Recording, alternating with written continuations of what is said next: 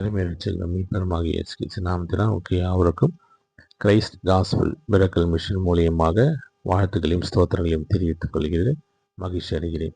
இந்த நாளுக்கான தியான பகுதி மார்க் எழுதின சுவிசேஷம் 5ஆம் அதிகாரம் 34வது வசனம். விசுவாசத்தின் பலன்.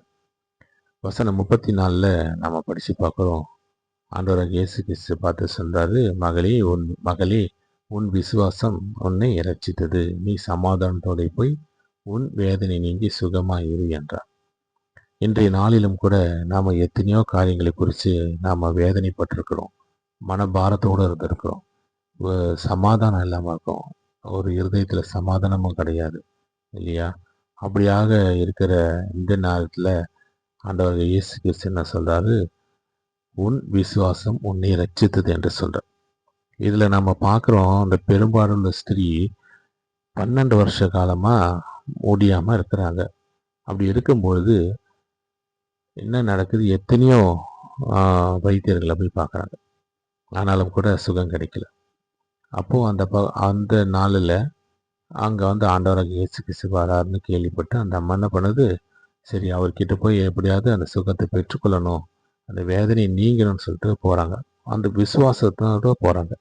எப்படியாவது நான் போய் அவரை போய் என்ன பண்ணணும், அவர்கிட்ட பிளெஸ்ஸிங் வாங்கிடணும்னு சொல்லிட்டு. பட் அங்கே என்ன நடக்குது, அவ்வளோ கூட்டம், இவ்வளோ பெரிய திரளான கூட்டம் இருக்கும்போது எப்படி நான் உள்ளே போகுது அப்படின்னு சொல்லிட்டு யோசிக்குது. ஆனாலும் கூட அந்த லேடி விடலை. போயிட்டு எப்படியோ போயிட்டு அந்த ட்ரெஸ்ஸோட ஓரத்தையாவது எப்படியாவது ஒரு அந்த தொற்ற முடியுமா அப்படின்னு சொல்லிட்டு எப்படியோ கஷ்டப்பட்டு போயிட்டு என்ன பண்ணுது, அந்த ட்ரெஸ்ஸோட ஓரத்தை தொட்டுருக்கு. எப்படியாவது அவருடைய தொங்கல் ஆடையை எப்படியோ தொட்ட உடனே அவர்லேருந்து வல்லமை புறப்பட்டு இந்த அம்மாவுடைய வேதனை நீங்கி சுகமாச்சு. ஆனால் அவருக்கு தெரியுது, யாரோ ஒருத்தவங்கள வருவாங்க, இவங்க இந்த அம்மாவுக்கு நம்ம மூலியமாக சுகம் கிடைக்கணும்னு அவர் முடிவு பண்ணியிருக்கிறார்.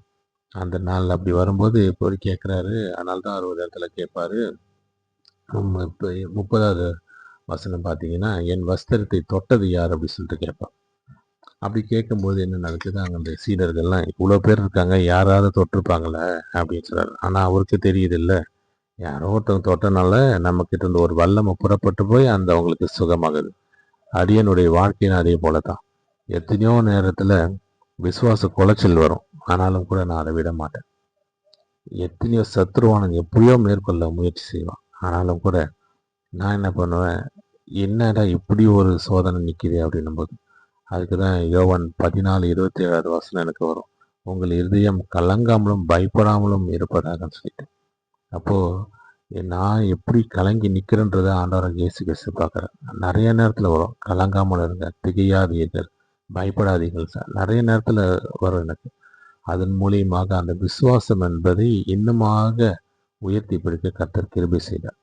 அதனுடைய விளைவு ஆண்டவராகிய இயேசு கிறிஸ்து கிருபையாக நடத்தியிருக்கார். எவ்வளோ சோதனைகள், எவ்வளோ பாடுகள், எவ்வளோ உபத்திரவங்கள் எல்லாவற்றையும் மேற்கொண்டு கிருபையாக நடத்துவதற்கு வழிவகை செய்து கொண்டே இருக்கிறார்.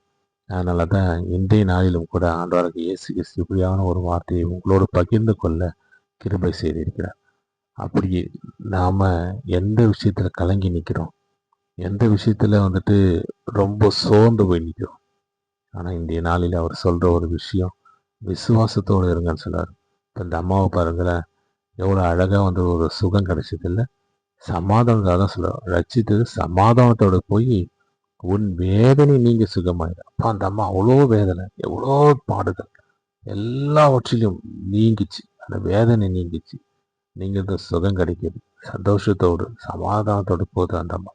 அதனால தான் அவர் சொல்றாரு, யோவான் 14:1 பார்த்தோன்னு சொன்னா, உங்கள் இருதயம் கலங்காது இருப்பதாக தேவனிடத்தில் எப்படி விசுவாசமா இருக்கிறீங்க, என்கிட்டயும் நீங்க விசுவாசமா இருங்க.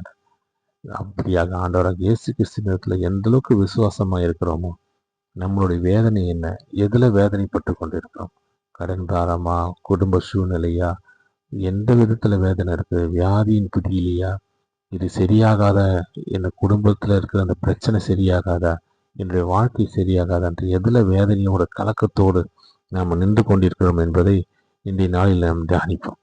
அதை நாங்கள் நினைச்சு இதெல்லாம் இன்றைய நாளிலே நீங்களும் சொல்லி விசுவாசத்தோடு நடைபெறுங்கள் என்று சொன்னார்.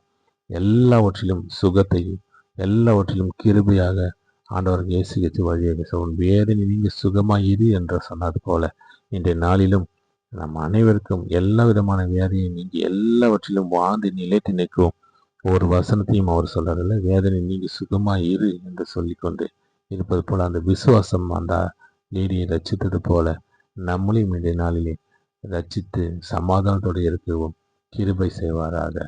கர்த்தர் தாமே இந்த காரியங்களை ஆசீர்வதிப்பாராக. ஆமென். ஜெபம் செய்வோம். கிருபை மேற்கொள்ள நல்ல தகப்பனே, இந்த நாளுக்கான வேத வார்த்தையை நாங்கள் தியானிக்கும் போது அப்பா விசுவாசத்தின் பலன் என்ன என்பதை நாங்கள் உணர்ந்தவர்களாக செயல்பட எங்களுக்கு கிருபை செய்யும். உணர்கிற ஒவ்வொரு நாட்களிலும் கூட விசுவாசம் என கேடகத்தை இன்னுமாக பிடித்து அந்த கேடகமானது எங்களை எப்படி மூடி மறைத்து கொண்டிருக்கிறதோ அவ்வண்ணமாக இந்த மகளுக்கு நீர் கொடுத்தது போல உன் விசுவாசம் உன்னை ரட்சித்தது, நீ சமாதானத்தோடு போய் உன் வேதனை நீங்கி சுகமாக இருந்து சொன்னீங்களே, அது போல எங்களுடைய வேதனைகள், பாடங்கள், உபத்திரவங்கள் எதில் என்ன காரியங்கள் இருந்தாலும் அவையெல்லாம் இன்றைய நாளிலே நீங்கி நாங்கள் எல்லாவற்றிலும் வாழ்ந்து நிலை தின்று சுகமாக இருக்க கிருபை செய்தரல வேண்டும் என்று இறைமனிதன் இயேசு கிறிஸ்துவின் ஏற்படுத்த நாமத்தாலே வேண்டி விரும்பி கேட்கிறோம். ஜெபிக்கிறோம் அன்பின் நல்ல தகப்பனே.